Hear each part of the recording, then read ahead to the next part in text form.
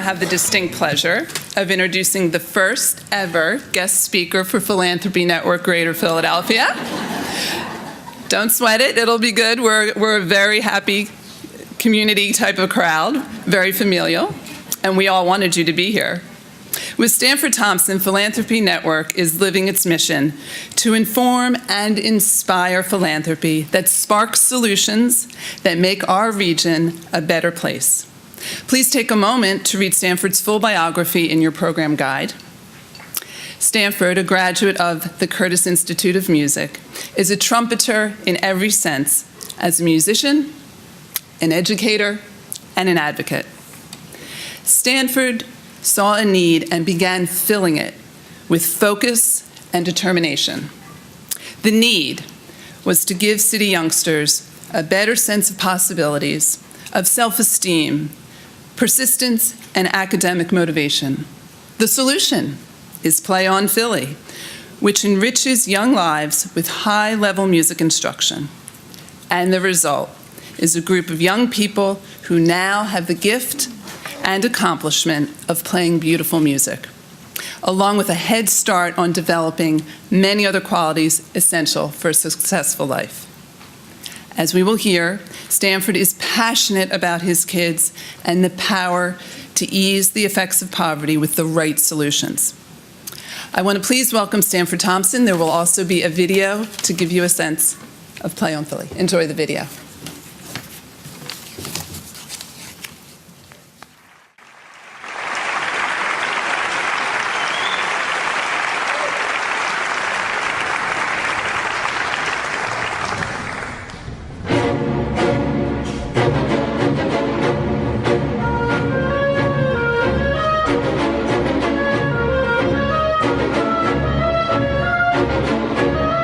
My third night of being in Venezuela, we heard a concert of Gustavo Dudamel conducting the Teresa Carreño Youth Orchestra. I literally have the hair stand up on the back of my neck. When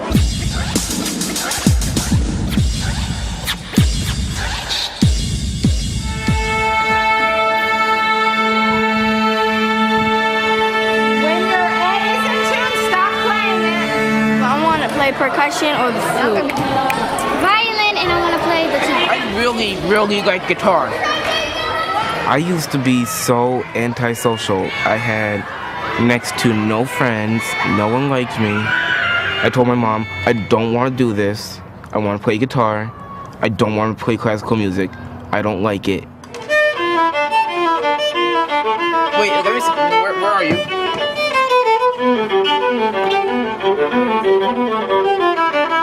I want to do that. I want to do that so bad. Do that. I think it's about engaging.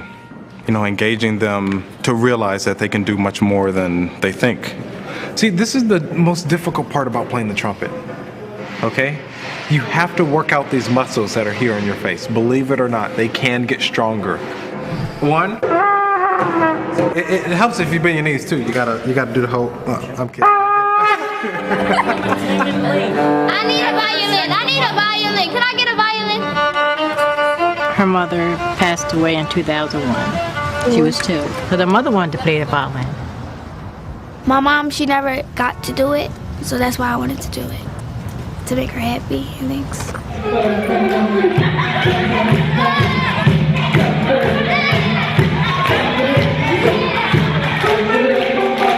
Every time I play music, I feel like safe. Instead of like talking, I can express myself by playing.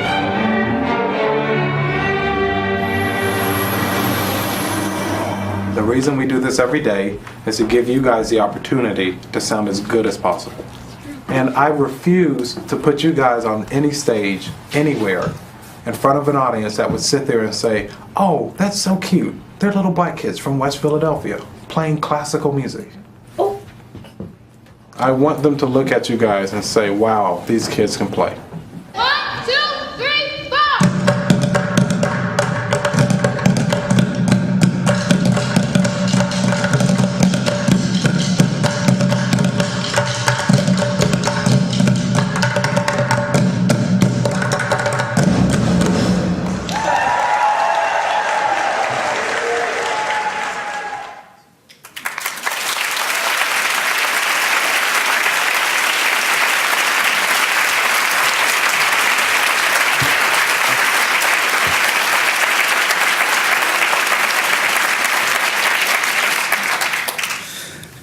It's interesting to see the anxiety of the room lowered once the new logo came up. I didn't know what I was nervous for. I want to give a really big thank you to Debbie for inviting me to speak with all of you today. Also, Susan, thanks for the very, very kind introduction. I started playing trumpet when I was 8 years old. And I actually wanted to play trombone, but my dad gave me a trumpet because he said my arms were not long enough for the trombone. He only had an extra trumpet in the closet of the middle school that he taught at. He's a retired middle school band director. And, I thought it was kind of interesting, but, like most kids, I was distracted with a lot of stuff that was going on. Also, growing up in a family with 7 other siblings, of course, there was something always happening in the house. And I remember my dad made this rule that I only would eat on the days I practice. Of course, for those of you that don't know me, I'm pretty stubborn at times. So I did not eat for 2 days. And I finally started to get hungry. And sure enough, I think from that day on, it was always this, if I'm going to eat that day, I'm going to practice. But one of the, with the support of my parents, with the support of a lot of teachers that I had throughout the years, I was able to jump through the musical hoops to make it onto the next level, the next youth orchestra, the summer music program, eventually moving here to Philadelphia to go to Curtis, playing with orchestras all around the world, traveling, wonderful doors that were open. And in high school, my trumpet teacher was a former member of the Philadelphia Orchestra, and he talked all about Philadelphia all the time.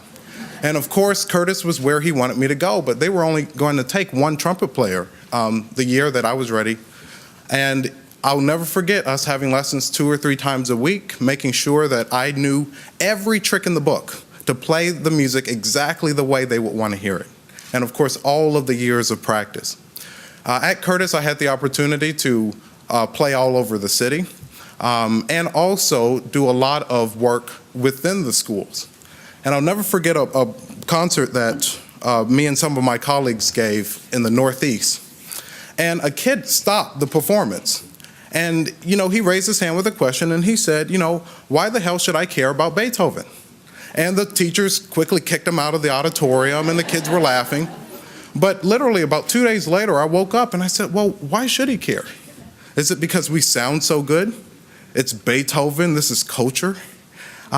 We've worked so hard on these instruments. And from that moment, I always questioned, why should anybody care about this art form?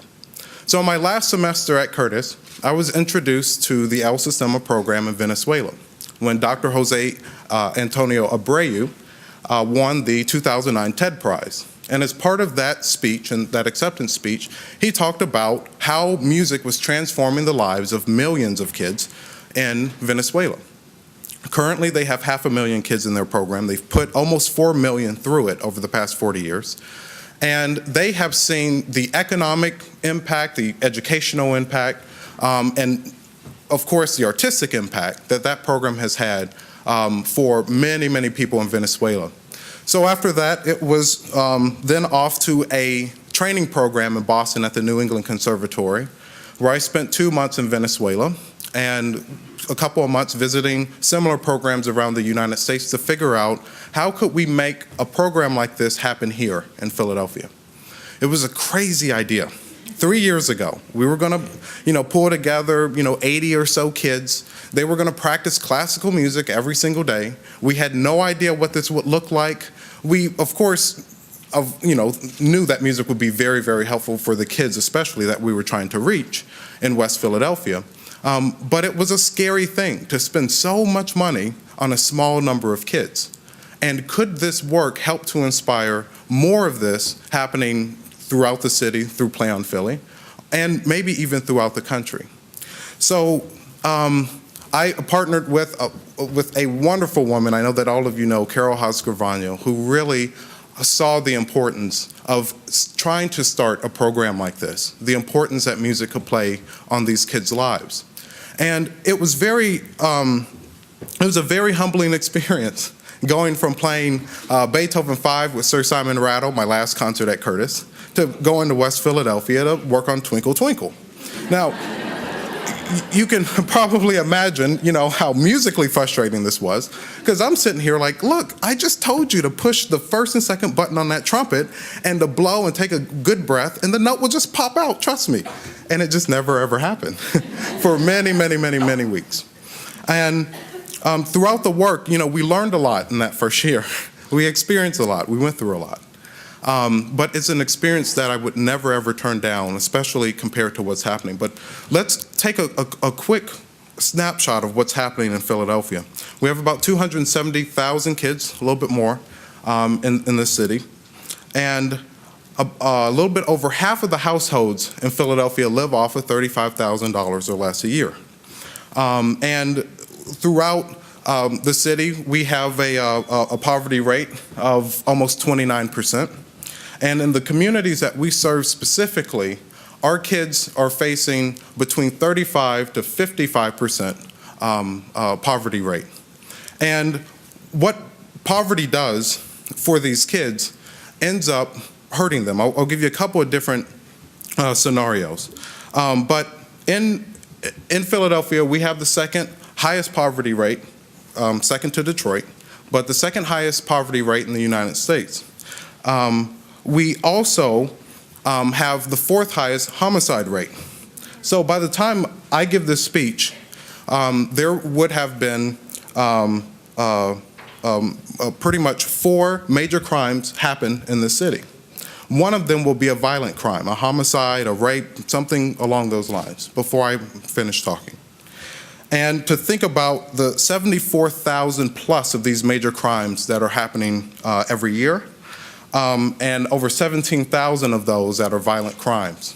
We also look at that, unfortunately, a lot of these crimes are being done by 88% male, 82% of these crimes are being done with guns, 81% of these crimes are done by people that have been arrested before, and that 62% of these crimes are being done by people between the ages of 18 to 34 years of age. And unfortunately, half of the victims of these crimes end up being people between the ages of 15 to 24. We also look at what's happening within some of the schools. Between 2011 and 2012, our PSSA tests fell from 58.5% down to 50% in math, and from 52% down to 45% in reading. Our high school and our college graduation rates are well below the national average, and there's only 2 schools in Philadelphia where those students scored higher than the national average on the SAT. Only 2 schools. And of all of the money that the city of Philadelphia spends, 32% of the money that is being spent are pretty much being spent in public safety. These are our police, our firefighters, but the biggest line item in the budget are our prisons. Now, of the 220 kids that we have in Play on Philly, between St. Francis de Sales School and Free Area Charter School, we think that 6 of those kids are going to spend the rest of their life in prison before their 19th birthday. And it's essentially going to cost us about $2 million to put each of those kids in prison for the rest of their lives. Then we also think that we're going to have probably around 55 to 60 of those kids that will end up in our juvenile detention centers. We'll spend about $27,000 a year on them, compared to $35,000 a year in prisons. But we also think of our 220 kids that we'll have about 140 of them that won't finish high school, and that we will provide some type of government subsidy for this kid for the rest of their life. And in Philadelphia, that average price is about $43,000 a year in the form of welfare and medical care and food stamps. These are all extraordinary numbers. This is just within 220 kids that we're working with, and the amount of cash that goes out to try to fight some of these problems. Now, there are many, many, many, many factors that go into what happened to these kids throughout the year. But I do want to highlight what happens within these kids that we work with because of the environment that they grow up in. So let's use this analogy that you're in the forest and there's a bear that comes at you. You essentially have this kind of fight or flight type mentality. Now, I would run from the bear as fast as I could. But what happens is that your body releases two types of hormones. These are both short-term and long-term type hormones. The short-term hormone is adrenaline, which pretty much takes blood from parts of your body that you really don't need. And that's when pretty much your eyes dilate a little bit and your heart rate goes up and your palms get a little cold. And essentially, it's putting blood in your body where you need it, like in your legs. That's if you're gonna try to run from this thing. But the long-term stress hormone is cortisol. And this is pretty much, it's a chemical that's in your body that pretty much poisons your body. But what it does is that it allows you to shut off kind of that prefrontal cortex part of your brain that pretty much stops you from saying, this bear is pretty big, this bear is pretty strong, and this bear is pretty fast. And the chances of me coming out of this situation alive are pretty slim. But if you can shut off that part of the brain that stops you from thinking that, then you can pretty much muster the energy you need to fight this bear. Wonderful idea, right? If you want to fight the bear. But what happens when that bear comes home from the bar every night?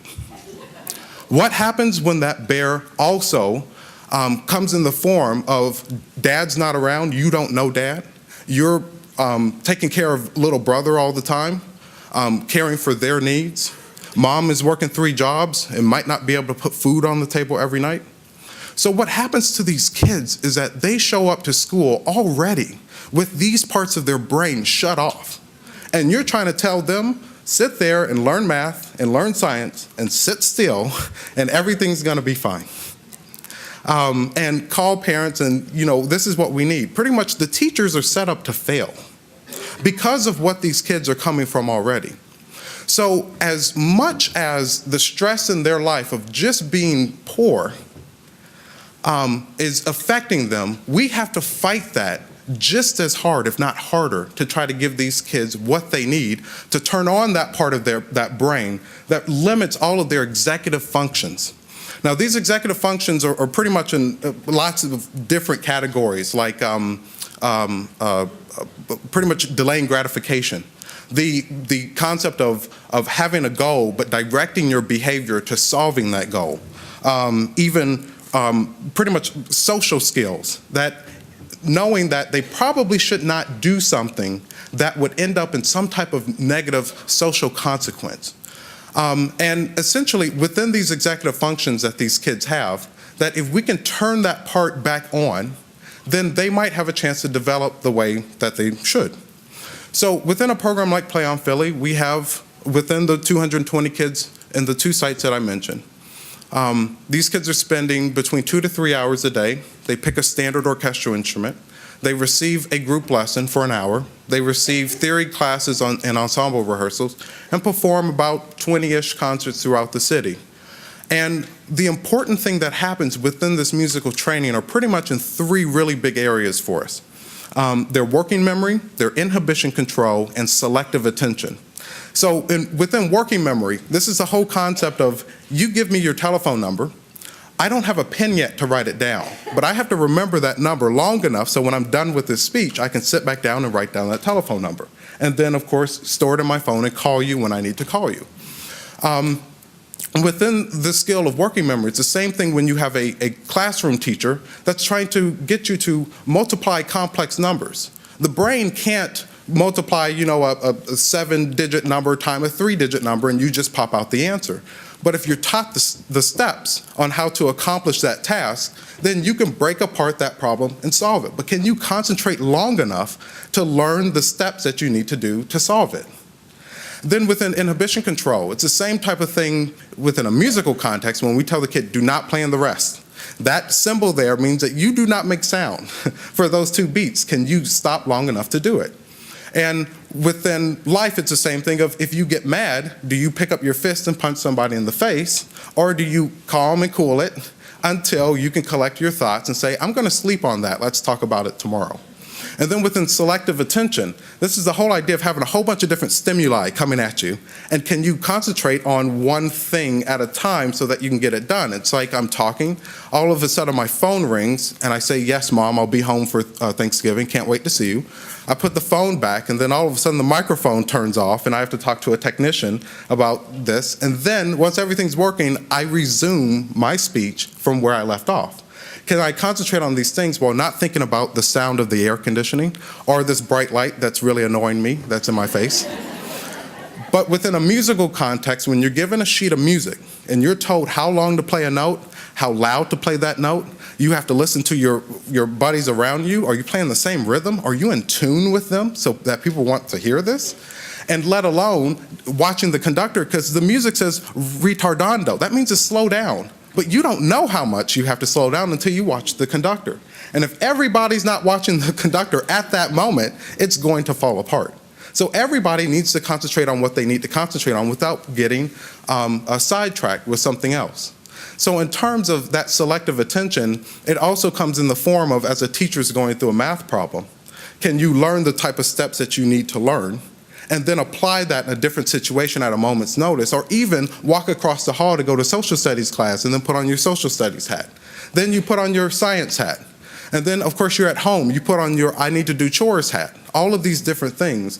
But the question is, with this musical training, can we actually teach the processes of those executive functions so that they're practicing that skill set that gets turned off all the time when these kids go back home?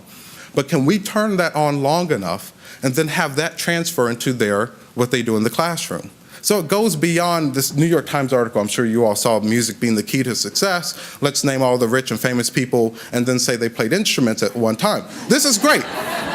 This is wonderful. But the question is, how did that happen? This is what the scientists have not figured out, the exact how part. But we have started through Play on Philly to figure out that the how part is that we're teaching these executive functions. So Play on Philly is a program that practices executive functions for 2 to 3 hours a day. And the side effects of that work is that we see grades go up, and on average 10 points higher in every academic subject than their peers. We also see their attendance at school 30% more than their peers. And then we also see that these executive functions are actually getting tied to the outcomes that we see. And hey, they just happen to play music too. And behavior problems are going down. These are just all side effects of the work of building these executive functions. So, the question is that, you know, how do we, of course, make this work for many, many more kids in the city? And as we look at some of the challenges that these kids face, we also know that we have to fight just as hard. These kids are really, really, really bright. And I like to look at my 220 kids and say that these are the richest kids in Philadelphia because they have this experience. And because of that, we will certainly see the types of changes, because I refuse to believe that 6 of them have to spend the rest of their life in prison, or that over 100 of them will end up on some type of government subsidy. And when we break that down, when we think about the over 8,700 people in our prisons in Philadelphia, considering that we had 700 more people enter these prisons at $35,000. We know that we're spending over $307 million a year on locking these people up. And I think that's wrong.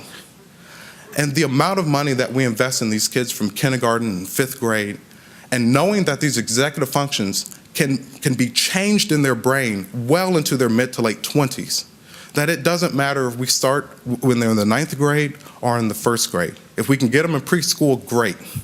Then we know that we can help build a skill set that when I look back at what my parents were trying to give me, it was not me trying to become a famous trumpet player. Sure, they were happy that I went to Curtis and they didn't have to pay tuition. They loved it.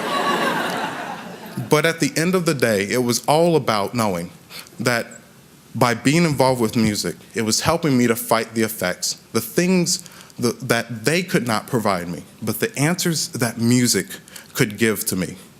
And can we give these kids the same type of promise through music? So I'm sorry to be a little downer, But there are great things happening. I want to encourage all of my colleagues in this room, continue to do the great work that you're doing and dig deeper. I want to encourage all of the philanthropists, continue to support these really great initiatives that are going on all over the city. We have to fight these problems. We have to figure out these solutions and get the best solutions, especially in these kids' hands and in young adults all over the city. And I know that we can make this city a much, much better place to live.